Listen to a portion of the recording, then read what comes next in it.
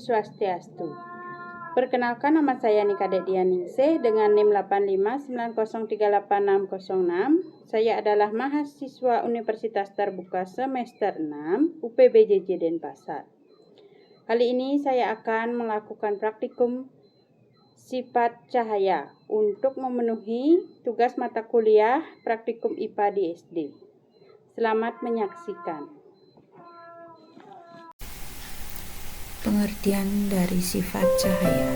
Sifat cahaya adalah karakteristik atau perilaku cahaya saat berinteraksi dengan medium dan benda di sekitarnya. Sifat-sifat utama cahaya yaitu merambat lurus, dapat dipantulkan, dapat dibiaskan, dispersi, disfraksi, dan interferensi. Adapun tujuan dari praktikum ini yaitu siswa dapat menjelaskan sifat-sifat cahaya, siswa dapat menjelaskan sifat-sifat bayangan yang dihasilkan oleh cermin, yang ketiga menjelaskan sifat-sifat bayangan yang dihasilkan oleh lensa, yang keempat menentukan fokus cermin cekung, yang kelima menentukan fokus lensa cembung, yang terakhir yaitu membuktikan bahwa cahaya dibiaskan ketika merambat dari media udara ke media air. Pertama, saya akan melakukan percobaan pemantulan cahaya. Adapun alat dan bahan yang dibutuhkan yaitu cermin datar, cermin cembung, cermin cekung yang saya gunakan yaitu sendok sayur, busur derajat, korek api, penggaris, lilin, laser, senter, celah cahaya, layar tabir putih, dan tabel pengamatan beserta alat tulis. Percobaan pertama yaitu pemantulan pada cermin datar. Di sini dapat kita lihat sinar datang lalu dipantulkan. Sudut pantul selalu sama dengan sudut datang. Hal ini membuktikan bahwa sudut pantul dan sudut datang membentuk sudut yang sama besarnya terhadap garis normal. Jadi kesimpulannya sudut I sama dengan sudut R. Percobaan selanjutnya saya akan membuktikan bunyi hukum Snellius. Di sini saya mengganti senter menggunakan laser. Ketika I 90 derajat, maka R atau sudut pantul besarnya juga 90 derajat. Ketika I atau sudut datang besarnya 30 derajat, maka R atau sudut pantul besarnya juga sama 30 derajat. Ketika I atau sudut datang besarnya 60 derajat, maka R atau sudut pantul besarnya juga 60 derajat.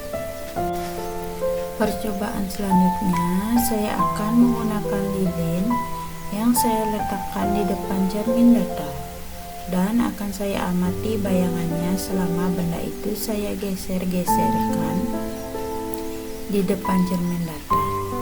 Kemudian saya akan mencatat sifat-sifat bayangan yang dibentuk oleh cermin datar. Ketika saya ukur menggunakan penggaris, jarak antara cermin dan lilin sama dengan jarak antara bayangan dan cermin. Di sini jaraknya sama yaitu 10 cm. Jadi bayangan pada cermin datar adalah maya, tegak, dan sama besar. Percobaan selanjutnya adalah pemantulan cahaya pada cermin cembung.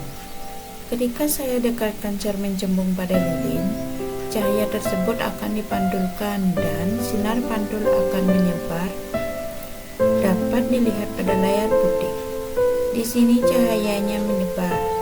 Lalu, ketika saya jauhkan cermin cembung, cahayanya menyebar makin luas. Jadi sifat bayangan cermin cembung adalah maya, tegak, dan diperkecil.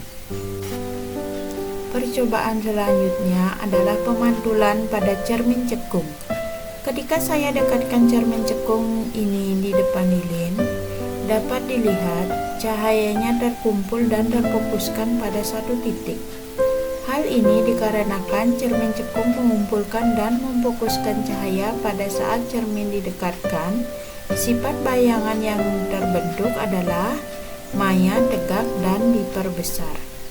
Saat cermin dijauhkan, cahaya yang terbentuk adalah nyata terbalik dan diperkecil. Kemudian saat cermin cekung ada di tengah-tengah, bayangan yang terbentuk adalah nyata terbalik dan diperbesar. Selanjutnya, saya akan melakukan pengukuran jarak benar dan jarak bayangan pada cermin cekung.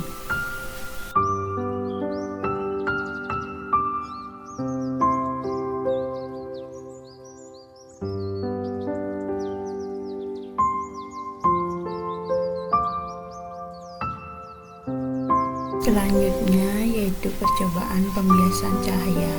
Adapun alat yang bahan yang dibutuhkan yaitu sebuah gelas yang sudah berisi air dan satu buah pensil.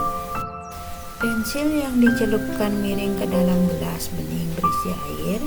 Bagian pensil yang di dalam air kelihatan patah atau bengkok dibanding bagian yang di luar air. Padahal pensilnya utuh, gak beneran patah.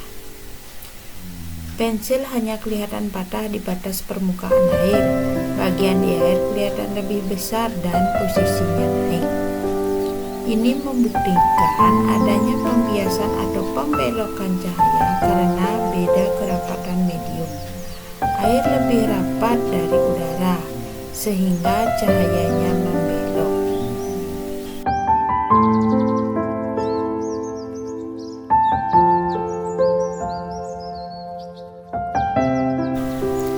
Selanjutnya yaitu percobaan difraksi, interferensi, dan dispersi. Adapun alat dan bahan yang dibutuhkan yaitu sebuah baskom yang sudah berisi air, senter, CD bekas, dan layar putih. Yang pertama yaitu percobaan difraksi. Pertama, matikan lampu ruangan agar lebih gelap.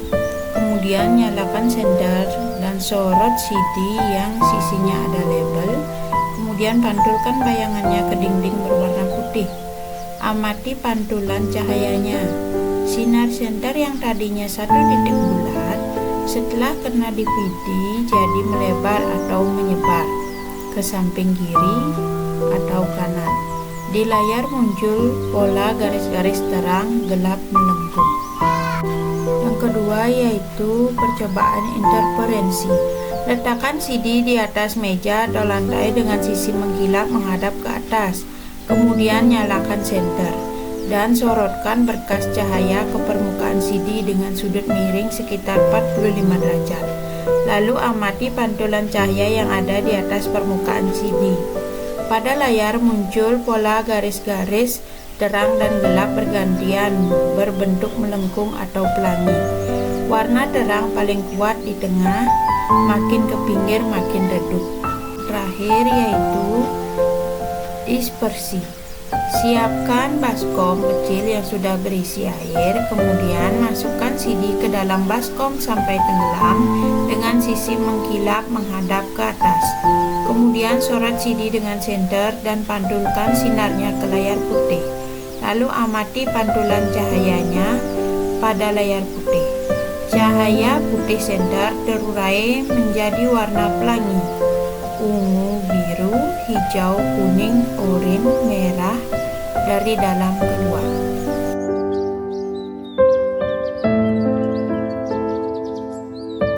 Sekian praktikum dari saya, semoga bermanfaat.